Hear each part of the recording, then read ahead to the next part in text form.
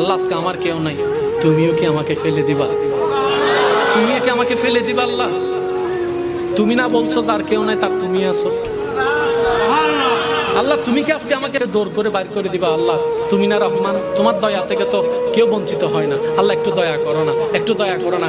এই কথা বলতে বলতে নিঃশ্বাস বন্ধ হয়েছে। আল্লাহ পাক বলে, ও মূসা, তার শেষ সময়ের সে কথাগুলা আমার এত সুন্দর, এত পছন্দ হয়েছে, আমি খুশি হয়ে সারা জীবনের গুনাহ মাফ করে দিয়েছি।